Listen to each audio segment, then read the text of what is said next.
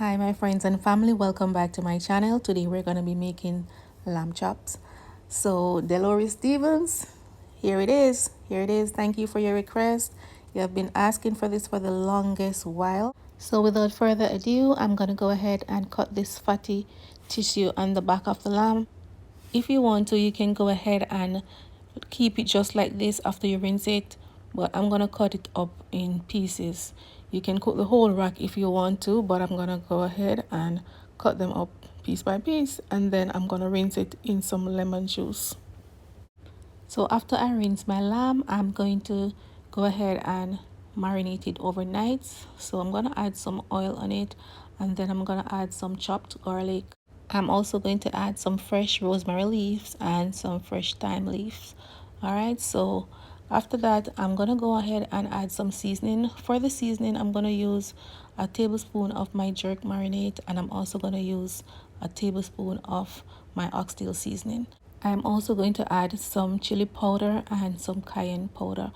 The lamb doesn't need a lot of seasoning, so that's gonna be it. I am going to just combine everything together, and then I'm gonna put it in my container, place it in my refrigerator to marinate overnight. All right, or if you're gonna cook it the same day, you can give it a few hours to marinate, and then you go on with your cooking process. So it's the next day. I have my pot already heated with some oil, just a little bit to grease the pan. I am using vegetable oil. If you have any olive oil, you can use that as well. I just allow my lamb chops to sear.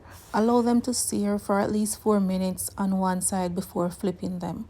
All right, and then after which you're gonna flip them and allow the other side to do the same. Next, I'm going to add some butter in my pan just to get some flavor from my rosemary. I'm adding more fresh rosemary and garlic. So after adding my rosemary, I went in with my garlic, and as soon as the butter is melted, I just use a spoon to coat all my lamb chops with the flavor from the butter and the rosemary and the garlic. I'm just making sure that I coat all of my lamb chops with this flavor from the garlic and the rosemary and the butter. All right, so after that, you can remove them from the pot. It's up to you guys how you like your lamb. I don't know how you like your lamb. If you like it a bit pink or red, I'm not into those type of meat. Any meat that I'm eating, it must be done well done. All right, so I need a sauce that is flavorful and nice for my lamb chops. So what I'm gonna do is just go ahead and make a slurry first. I added some water and cornstarch. Next, I am going to add some browning to add some color to my slurry.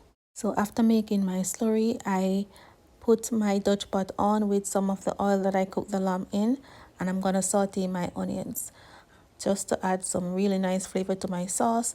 And I also have some peppers. I have Scotch bonnet pepper to add some spice to my lamb chop sauce. I also have some bell peppers. We're going to add those to the pot as well and allow them to saute. And after which I'm going to add my slurry. So basically it's whatever pleases you, because some people don't like spice. I like a little spice in my food, so that is why I add the Scotch bonnet pepper. If you know that you're not into spice, then you can just remove that from the recipe. So take away what you want to take away from the recipe, as well as you can add whatever you want to add to your liking. But I promise you, this exact sauce is so good. After my slurry is cooked, I went in with 1/3 cup of red wine. At this point, you can just go ahead and put your lamb chops back in the sauce and allow it to cool down. But I do have my oven on, so I went ahead and I popped mine in the oven. My oven was at 375 degrees, and I placed them in there for 10 minutes, and then I took them out. So you're gonna see in the next clip, it got a nice little color in the oven. But as I said before, there's no need for you to just turn on the oven just for this. You can just go ahead and finish it off on the stove top. So this is what it's looking like, guys, and I had made some mashed potatoes to go with this. So I am gonna plate it with some mashed potatoes and some broccoli.